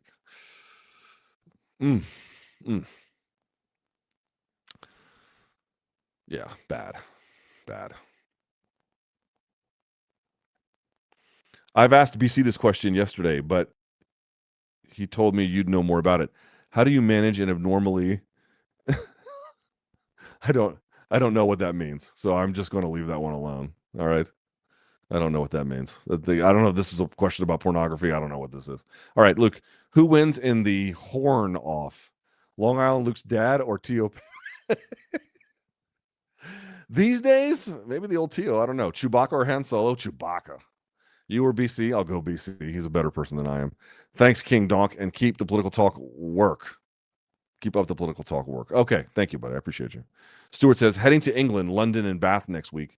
What are your tips for avoiding trash tier food in that country? Any hot tips? Here's my only tip that I can reliably give you about eating in England. If you want to eat better food, eat the ethnic food. Here's one thing I'll give England. The best Indian food I've ever had in my life was in London. The Indian food there is super good. Super good. It's very, very good. Now, some people are like, I don't like Indian food. Well, I don't know how to help you. But if you want good food, like, that's a great way to like easily solve your problem.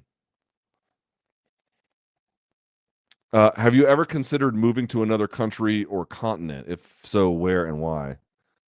Um, um, no. I mean, I've toyed with the idea, but not really. No.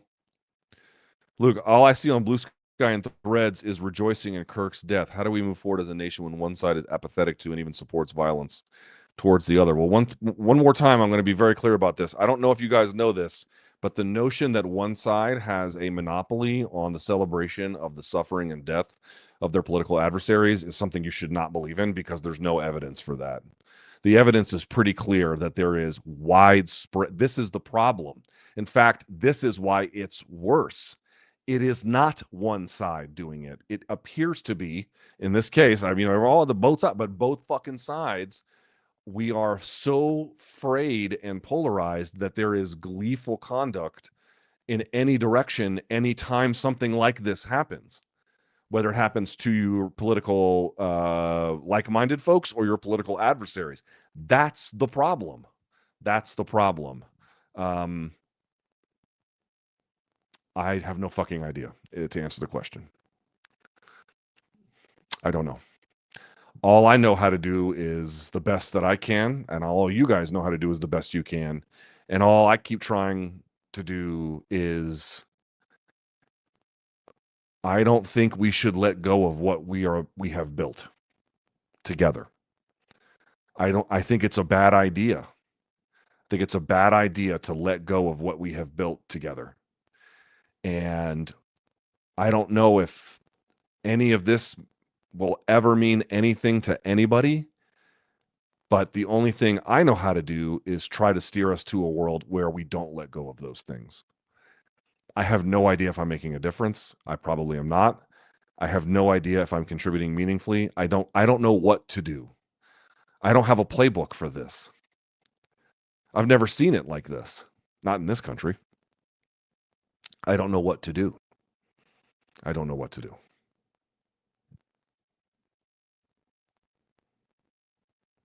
I can tell you're tugging them. I can tell you're tugging them out in that hotel. That's a good thing. Darcy says, as an Australian, I'm confused as to why there is so much political hysteria in the United States. Could you outline why this is more the case in the U.S. than other Western countries like mine? I don't know enough about Australia's political climate to really say. I think that our media, I think tech has been real bad for media. I don't think that we have a healthy information pipeline, nor an accurate information pipeline, because the incentives don't build that.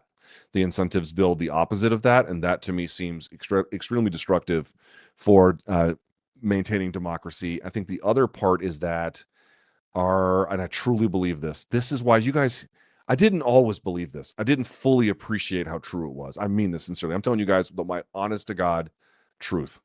I'm going to have an absolutely truthful moment for you. I've always had, to a degree, not always, but for much of my adult life, I've had some kind of a lean, but I was more of a centrist lean, for a long part of it. And then I saw the failure of the Obama administration in holding, for example, financial regulators to task, or in not going after Dick Cheney and Paul Wolfowitz and Donald Rumsfeld and even George Bush, and just letting that fester. And then the degree to which beyond that, we both sides, but certainly I can pinpoint the failures of Republican administrations and the active, frankly, outright destruction of our civil estate. But more to the point, like we are incapable of solving collective problems. Dude, when you do that and you've got rising inequality and you've got an unhealthy information ecosystem that is pumping out, because the incentive structure calls for it to pump out disinformation quickly, as fast as possible, irrespective of the danger that it poses, irrespective of its value to truth, irrespective of any of these broader ethical and frankly like security concerns. When you mix all of that, you get an extremely combustible mixture. It'd be one problem to have one or the other. We have both, and it is accelerating. That to me seems like the problem. You cannot, as a society, you cannot let inequality fester. It is destabilizing. You cannot let suffering and misery of a human condition, like for example how people are just left encumbered with medical debt here, or a lack of access to healthcare, and they have to just die sick and broke. And this happens to not to everyone, but to so many people. It destroys their lives, it destroys their families, it destroys their finances, it destroys their lineage, and we just let it continue over and over and over. These are destabilizing forces in our society. These are destabilizing forces. And we are watching the fruit of these efforts be born. And they are terrifying. Person I know compared CK and MLK, brain rot country.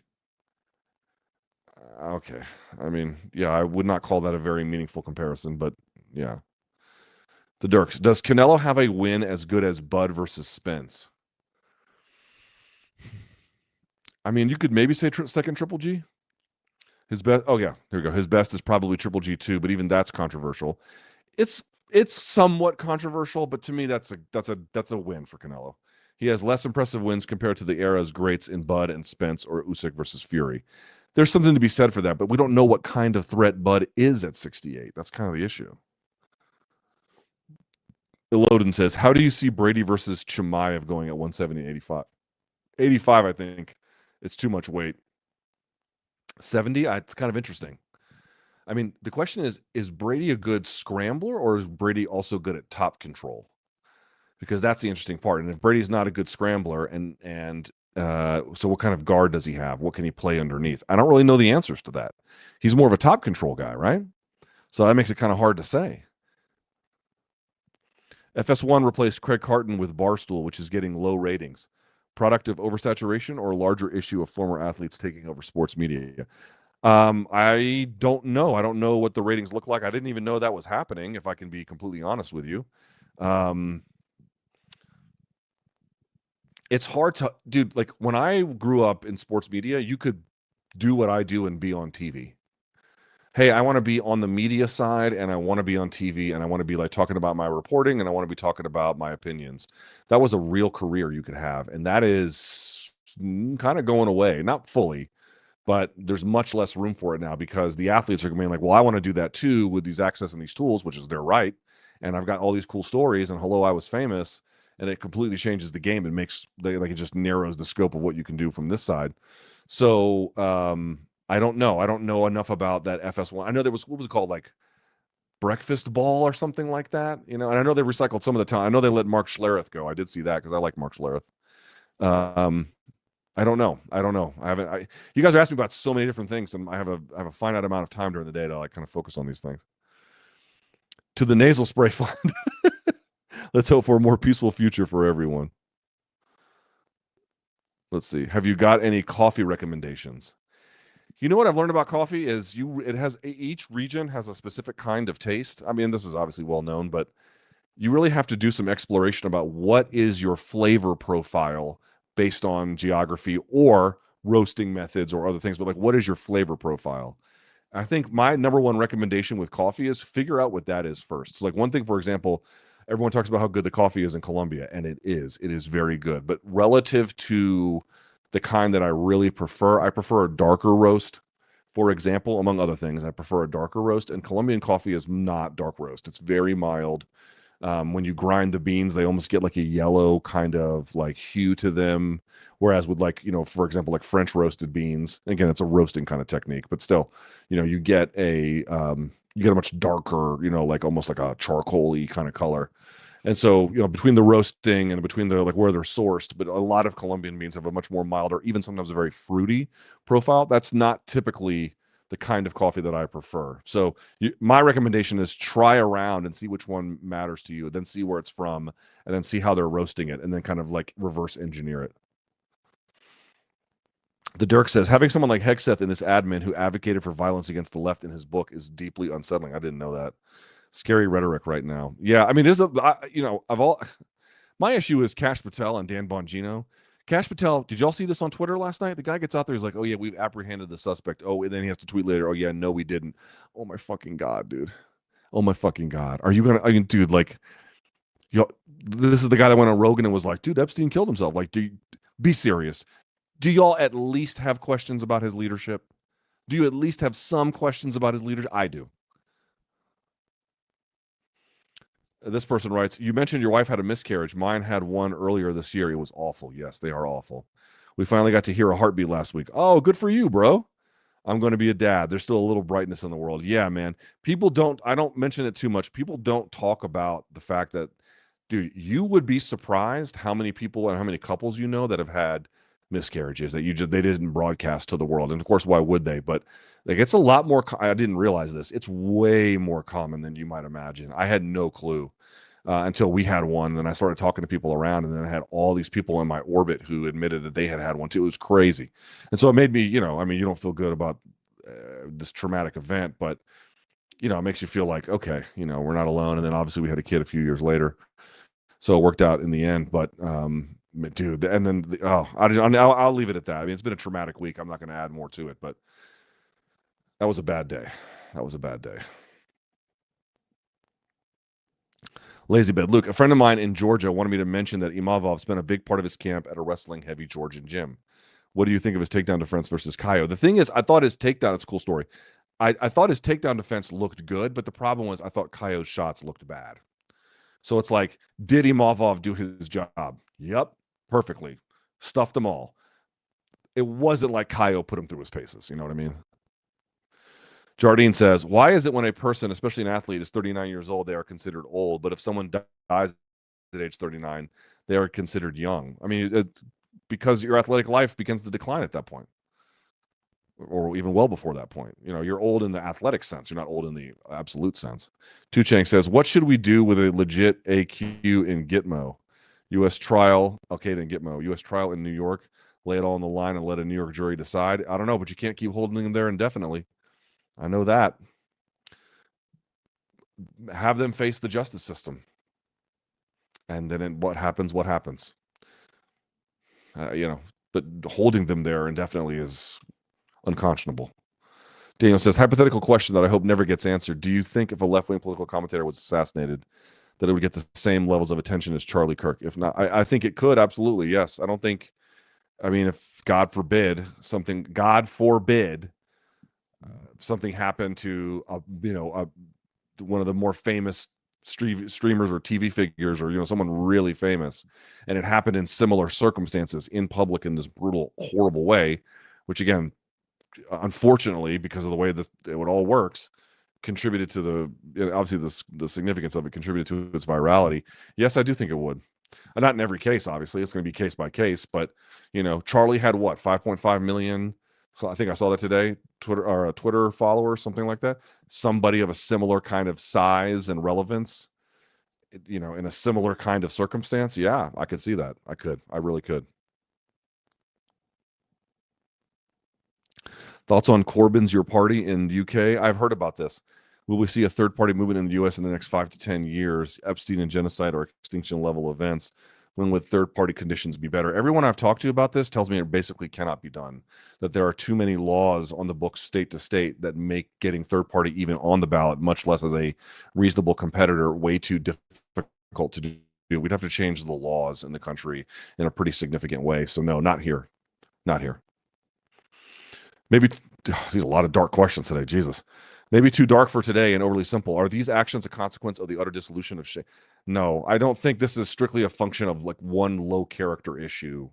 I don't know what has motivated the killer in this particular case, but I'm going to guess it's going to be several things, and they're all going to be pretty awful. JP says, with training practices and nutrition ever evolving, what age range do you think professional athletes can realistically extend their careers to? Let's just say up to and then potentially past 40 is the way I would put that. Up to and then potentially a little bit past it. Micah Parsons ready to wreck your evening, Luke. He might. I know they're playing these fuckers tonight. I know. I was like, oh, he's leaving the Cowboys, and they're like, oh, right, he's gonna go to the Packers. We all play on, they just played on Sunday. Now you got to come right back around. But you know what, dude? Like, Jaden looked a little rusty in the season opener, but it's a good team. We got a good team. Good teams compete. So we'll see how it goes. Jackson asks, how do you maintain social cohesion in a nation with no ethnic or religious core? Every day it seems like we grow further apart as a civilization. Well, it has been held together through ideological core. But now that there's ideological fraying, does everyone believe in the same project? You guys are asking me incredibly good questions, and I simply do not know. Because I don't want to live in a demographic project, and I don't want to live in a religious project either. Certain people do in other places, and I understand that, but that's not what I want for this country. I don't know enough about what it requires to maintain social cohesion. These are great. Did you guys ask good questions? You leave me with very difficult tasks sometimes. I don't know.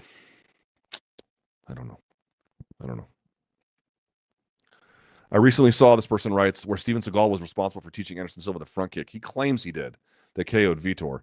If you put a prime Seagal in today's UFC heavyweight division, is he top 10? No. No, he's not. Jose says, Luke, do you think that this assassination will force debaters to mitigate the inflammatory aspect of their political takes? Brother, if there's one thing I think this is going to do, it's not going to be mitigating the inflammatory aspects of political takes. If it's only going to ratchet them up. I really dislike when pundits feel the need to be clickbaity with their point of view. Yeah, I mean, I understand the point, because plus it gives you a less interesting debate when people are just trying to use debate to like score points, but rather than like say truthful things. But we might be there. Luke, curious as to what your thoughts on Malcolm X's more radical ideology. Obviously a polarizing figure, but I'm wondering what positives or negatives perspectives you may have. Jesus fucking Christ. This is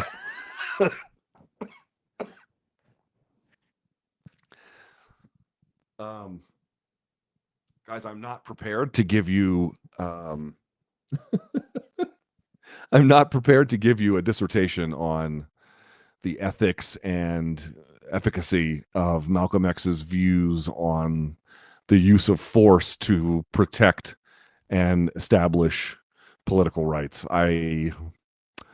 That's a very good question and a very big one, and one that I just can't answer in any kind of way. You're asking, could there basically, when someone asks this question, what they're trying to get at is there something to the idea that there are moral uses of force, particularly in resisting some kind of, let's say, from a military occupying force or a heavy-handed state? Do you have some moral ability to resist the state or the other state in that case? And the answer is, of course, there's going to be some, but it's where you draw that line and how you define the parameters of that, and that is a very tricky conversation. MMA math tells us Ilya beats Gaethje because Max beat him.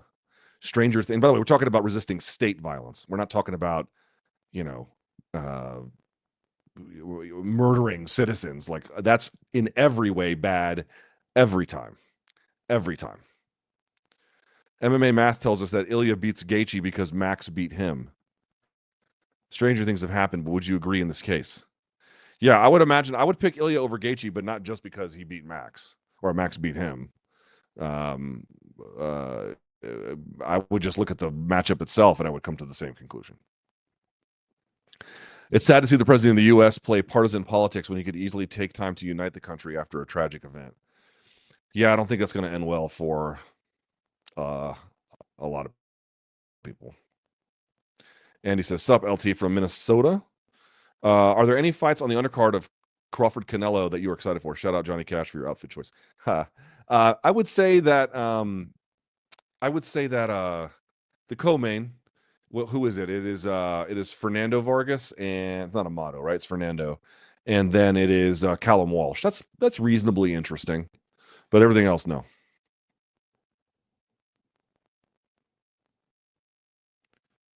All right. Curious as to what okay, we've been on this one already. I'm sorry, I appreciate this. I appreciate this. And thank you for the donation, but this is a lot you're asking. This is a lot. I really try to give as many thoughtful answers as I can. This one's a little bit out of my reach. Jackson says, how do you prescribe removing 500 million guns from the public? I don't know if you can. I would gladly give up mine if I knew I didn't have to worry about everyone else with them. Yeah, I don't know if you can, but there's a question about other restraints that can be placed on ownership to minimize the harms of gun ownership. But collection and confiscating, I think that window is closed. I don't think you can do that.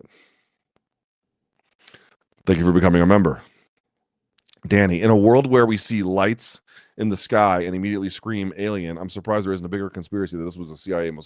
I have seen a lot of conspiracy theories in the last 24 hours or more.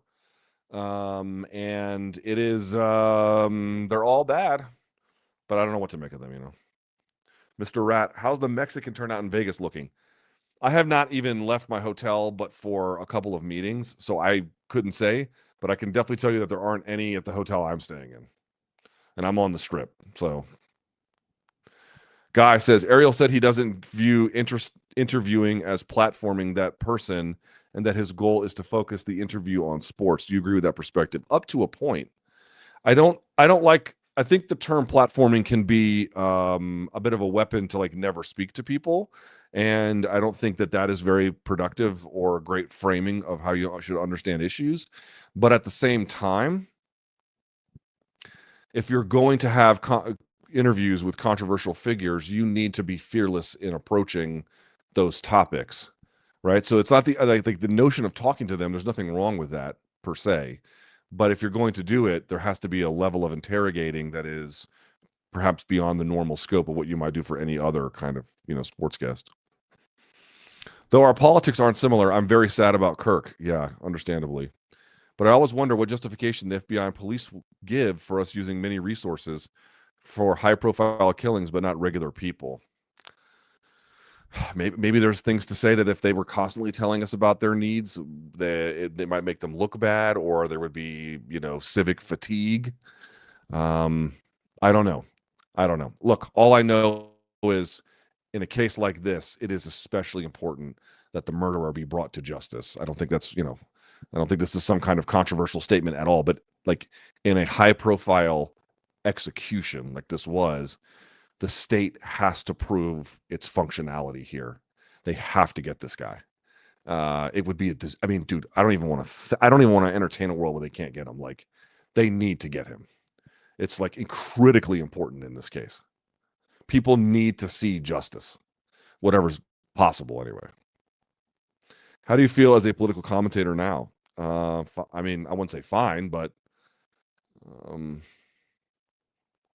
part of the reason why I wanted to start doing this is because we live in insane times.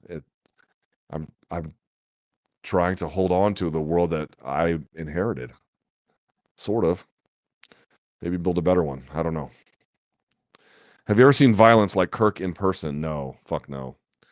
In university, I called 911 on someone shot in the head with a pistol, but it looked nothing like that. I saw a guy fall off a building once, and he was all fucking mangled, and he had bones popping out of his skin, and that was real bad, but that wasn't as bad as this.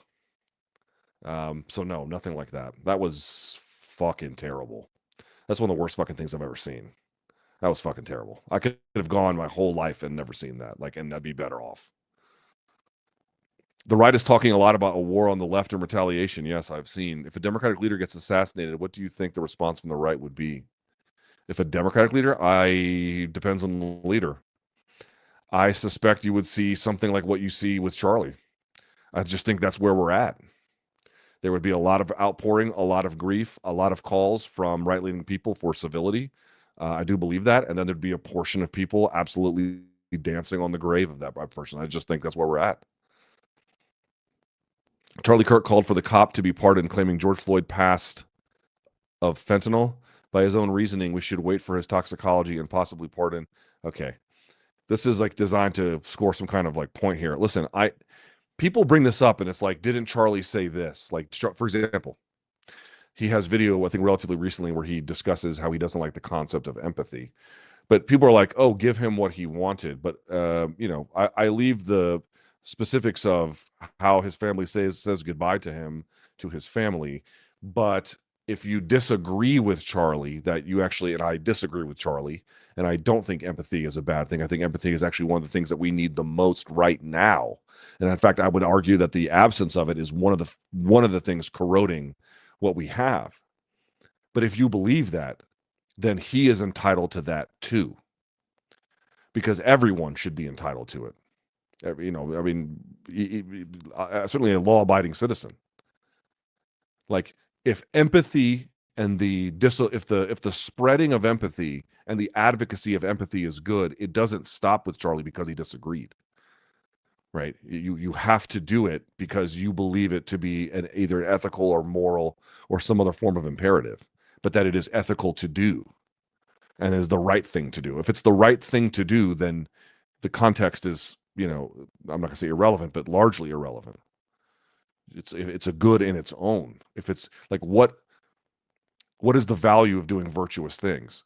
It is that you are doing virtuous things. It's not, there's no other reward for it. Now, in this particular case, I think your greater degree of social cohesion is possible, but the point is that if you believe it to be ethical, then you do it for that reason and you hold on to it. Like, you live your value in that way. Maybe you already answered, but did you see the WBC website says Inoue versus Murodjon Akhmadaliev will be broadcasted on ESPN, announcing this 3 days before the fight is crazy. I was wondering where that fight was going to be. That is fucking crazy. No, I did not see that. Damn, that's insane. Thank you for telling me. I appreciate it. Kangle says, did you see Bryce Mitchell post about 9/11 and what are your thoughts? I don't have any thoughts about the opinions of Bryce Mitchell. And I would strongly encourage all of you to you have 100 attention dollars you can spend every day. My strongest recommendation, and I appreciate everyone who spends that with this, my strongest recommendation is that you spend that in a very wise and thoughtful way. Gary says, when did political belief dictate one's worth? It doesn't. I'm liberal, but believe Ben Shapiro is a good person with bad opinions, and my right-wing friends believe the same about people like Biden. Is it a loud minority pushing this? Well, certainly the online spaces, thank you for the question, are especially polarizing, but they tend to drive a lot of the behavior. So you can't ignore them as like, oh, they don't represent the majority, right? But they have an outsized role in affecting policy, and that's the difference.